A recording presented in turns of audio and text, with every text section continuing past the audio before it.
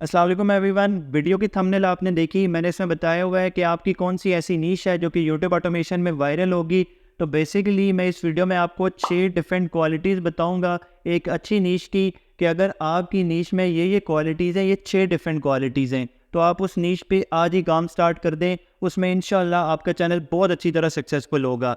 इन 6 qualities में जो तीसरी क्वालिटी है और जो छठी क्वालिटी है, they are really really important. और मेरी आपसे गुजारिश है कि आपने इन 2 पॉइंट्स को, यानी कि तीसरे और छठे पॉइंट, इन दोनों को लाजमी देखिएगा। उसके अलावा भी बेहतर है कि आप पूरी वीडियो देख लें ताकि आपको एक बैकग्राउंड समझ आ जाए कि ये कौन सी नीश है और इसकी क्या क्या क्वालिटीज़ होती हैं। तो वीडियो को स्टार्ट करते हैं। सबसे पहली क्वालिटी पे आने से पहले मैं आपको ये बता दूं कि जो लोग पहली दफ़ा देख रहे हैं उनको नहीं पता कि यूट्यूब ऑटोमेशन क्या होता है। तो YouTube automation is a business model जिसमें कि आप यूट्यूब पे जाके फेसलेस वीडियोस बनाते हैं, अपना चेहरा नहीं शो कराते, एआई की मदद से स्क्रिप्ट ऑडियो कुछ वीडियो भी बनाते हैं आप, और उससे आपका यूट्यूब चैनल क्रिएट हो जाता है। You don't need to show your face, I see this news. You don't need to show your face, audio कुछ भी ज़रूरत नहीं होती। यानी आप अपना यूट्यूब पे फेसलेस चैनल बनाएंगे तो उसके लिए डिफरेंट कैटेगरीज में हम काम करते हैं, एक नीश, दूसरी, तीसरी जो कैटेगरी होती है हम उसको बेसिकली नीश कहते हैं। अब इस वीडियो में मैं आपको वही बता रहा हूँ कि इस अच्छी नीश की क्या क्या क्वालिटीज़ हैं। तो पहली क्वालिटी पे आ जाते हैं। अच्छा, वो ये है कि आपकी इस नीश का आरपीएम कम से कम $4 होना चाहिए। कम से कम आरपीएम $4 होना चाहिए। इट मीन्स कि अगर आपकी वीडियो पे,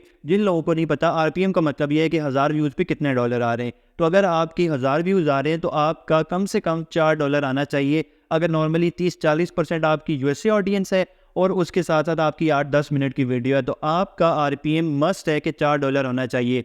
अगर फॉर एग्जांपल आपकी नीश का आरपीएम फॉर एग्जांपल नेट से $1 है, तो आपको 1 मिलियन व्यूज़ पे जाके टोटल आपको $1000 आएगा, जो कि बहुत कम है। ऑन दी अदर एंड अगर आपका कम से कम $4 आरपीएम है तो आपको आंखें बंद करके $4000-5000 आ जाएगा, जो कि बहुत ज़्यादा अर्निंग है। तो इससे भी बेहतर होना चाहिए डेफिनेटली। उस पर काफ़ी बात भी हमने की है कि बेस्ट आरपीएम वाली निश्चित कौन सी है, वो एक अलग डिबेट है, वो एक अलग टॉपिक है। लेकिन सबसे इंपॉर्टेंट बात यह है कि आपका जो आरपीएम है वो $4 कम से कम होना चाहिए, तब ये आपकी नीश एक बेहतर नीश है। अच्छा, दूसरा मोस्ट इंपॉर्टेंट फैक्टर यानी दूसरी मोस्ट इंपॉर्टेंट क्वालिटी वो ये है कि आपका जो आपकी नीश है उसमें जो डिफरेंट कीवर्ड्स हैं उसमें छोटे चैनल्स हों, यानी जिनके 5, 10, 15, 20 हज़ार, 1,000 इस तरह के सब्सक्राइबर्स हों और उनकी वीडियोस वायरल हों, यानी उनके व्यूज़ ज़्यादा हैं, 1 लाख, 2 लाख, 3 लाख या इससे ज़्यादा व्यूज़ हैं। अगर आपके इस तरह के मल्टीपल चैनल्स आपके कीवर्ड्स में, आपकी निशेस में, और उनकी वीडियोस, उनके व्यूज़ भी ज़्यादा हैं, अगेन 5, 7, 8 हज़ार, 10 हज़ार उनके सब्सक्राइबर हैं, कम सब्सक्राइबर हैं और व्यूज़ बहुत ज़्यादा हैं, 10 टाइम्स, 20, 30 टाइम्स उनके सब्सक्राइबर्स की निस्बत व्यूज़ हैं, तो that is the niche for you. और वो सिर्फ एक चैनल नहीं है, उसके अलावा मल्टीपल चैनल्स हैं, 5, 6, 8, 7 डिफरेंट चैनल्स हैं। इट्स मीन के आपके लिए वो नीश जो है वो बेस्ट है। तो ये भी बहुत ज़्यादा इंपॉर्टेंट पॉइंट है। अच्छा, तीसरे पॉइंट पे आ जाते हैं। जैसा कि मैंने पहले बताया था कि ये बहुत ज़्यादा इंपॉर्टेंट है, वो ये है कि इस आपके जो डिफरेंट चैनल्स आपने फाइंड किए हैं जो कि जिनमें के कम सब्सक्राइबर है और व्यूज़ ज़्यादा हैं, तो एटलीस्ट वो आपके इस तरह के maximum not at least, maximum 8-10 channels हो जो कि इस तरह के हो। अगर आप इस तरह के बहुत ज़्यादा चैनल्स फाइंड कर रहे हैं, यानी कि आपने 20-30 ज़्यादा चैनल्स फाइंड किए हैं कि जिनके सब्सक्राइबर कम है आपकी नीश में, आपके कीवर्ड्स पे, और उनके व्यूज़ बहुत ज़्यादा आ रहे हैं, इट मीन्स के 1, 2, 3 महीने के बाद आपकी नीश सैचुरेटेड हो जाएगी। करंटली तो हो सकता है कि यूट्यूब आपकी वीडियो को पुश कर दे, लेकिन थोड़े टाइम के बाद जाके ये मसला होगा। ये मसला बहुत ज़्यादा जिस नीश के साथ हुआ वो स्केरी स्टोरीज़ के साथ हुआ। इसमें कंपटीशन बहुत कम था, मैंने आपको डिस्क्लोज़ किया, मेरे भी चैनल हैं, मैंने कहा यार इस पे आओ। अब लोग बहुत ज़्यादा आए, स्मॉल चैनल जंप आ गया, स्मॉल चैनल जंप आ गया, लेकिन क्या हुआ कि 5-6 महीने पहले इसका इतना ट्रेंड चला कि इस टाइम जाके वो सैचुरेटेड हो गया। तो आप देख लो कि अगर 10 से ज़्यादा चैनल्स फाइंड कर रहे हो आप और उन पे कम सब्सक्राइबर है और व्यूज़ ज़्यादा है, तो कोशिश करो कि उस पे ना जाओ। आपके इवन चैनल्स भी कम हो, यानी 5, 6, 4, इवन एक चैनल हो तो ये और बेस्ट है। आइडियल केस ये है कि एक चैनल हो और उसके व्यूज़ बहुत ज़्यादा हैं और मैक्सिमम 10 तक जाओ। अगर 10 से ज़्यादा फाइंड कर रहे हो तो उस नीश में ना जाओ, वो आपकी बेस्ट नीश नहीं है, वो आपको नुकसान देगी। तो फिर जो थंबनेल के ऊपर था कि वो वायरल होगा, फ़ायदा होगा, फिर फ़ायदा नहीं होगा। अच्छा, चौथा पॉइंट ये है कि वो ये है कि आपकी नीश लॉन्ग टर्म होनी चाहिए। अब लॉन्ग टर्म का मतलब ये है कि फॉर एग्जांपल ये ना हो कि एक चीज़ का ट्रेंड है, आज ट्रेंड चल गया, कल जाके ख़त्म हो गया। इसमें सिर्फ ज़्यादा से ज़्यादा ये फ़ायदा हो सकता है कि आप बस आजकल यानी जब ट्रेंड है तो आप उन दिनों में उसको जाके उधर से पैसा कमाओ, अर्निंग उठाओ, डॉलर्स कमाओ, उसके बाद बस वो फिर कम हो जाएगा। तो अगर आप ट्रेंडिंग नीश पे काम करना चाहते हो या इस तरह की डेली बेस पे वीडियोस बना के, तो तब तो ठीक है, लेकिन अदरवाइज़ अगर आप चाह रहे हो कि आपकी वही वीडियो आज से 5 साल के बाद भी अर्निंग दे, तो ज़ाहिर है आपने लॉन्ग टर्म में उसको टारगेट करना है। अब फॉर एग्जांपल मैं आपको बताऊं कि फॉर एग्जांपल अभी इसराइल का कन्फ्लिक्ट बहुत ज़्यादा चल रहा है, तो इसराइल हो गया या ये कीवर्ड्स बहुत ज़्यादा सर्च हो रहे हैं, इसराइल फ़लस्तीन कन्फ्लिक्ट। अब अगर आप एक वीडियो बनाते हो कि the real reason behind Israel Palestine conflict, में एग्जांपल दे रहा हूँ, तो ज़ाहिर है ये वीडियो आज भी वैलिड है, आज से 2-3 साल के बाद भी वैलिड होगी, फिर जब कोई मसला होगा तो ये वीडियो पॉपअप कर सकती है। लेकिन अगर आप कह रहे हो कि आज इसराइल ने कितने लोगों को मारा, या अल्लाह माफ़ करे आज फ़लस्तीन में क्या क्या लोग शहीद हुए, या फ़लस्तीन ने आज के दिन में क्या किया, या फ़लस्तीन कैसे रिएक्ट करेगा उनकी बॉम्बिंग के अगेंस्ट, तो ज़ाहिर है वो तो चंद दिनों की बात है, तो वो लॉन्ग टर्म नहीं है। आजकल आपको व्यूज़ आ सकते हैं, अर्निंग आ जाएगी, लेकिन ज़ाहिर सी बात है थोड़े टाइम बाद आपको नहीं आएगी, तो लॉन्ग टर्म सस्टेनेबिलिटी भी होनी चाहिए। अच्छा, फिफ्थ पॉइंट है जो मेरा बड़ा फेवरेट पॉइंट है, क्योंकि मैं एक सुस्त सा बंदा हूँ, आपको लगता होगा कि इतनी वीडियोज़ बना रहा है, इतना रेगुलर है, तो ये तो बहुत तेज़ बंदा है और ये बहुत ही बहुत मेहनती है, तो यार मैं बहुत सुस्त बंदा हूँ। और ये पॉइंट क्या था, हाँ पॉइंट ये था कि यार इजी टू मेक हो, यानी उस नीश में आपका वीडियोस बनाना इजी हो। ऊपर जो पहले 4 पॉइंट थे वो भी आपने इंक्लूड करने जो थे, और साथ साथ ये है कि इजी टू मेक हो। फॉर एग्जांपल हॉरर वीडियोस बहुत इजी टू मेक है, एक पिक्चर जो है ए जनरेटेड पिक्चर 20-30 सेकंड के लिए आप लगा दो, मज़े से लोग देखते हैं, क्योंकि एक स्टोरी होती है, बेसिकली ऑडियो होती है, दादी अम्मा स्टोरी सुना रही होती है, जहन में आपकी स्टोरी चल रही होती है।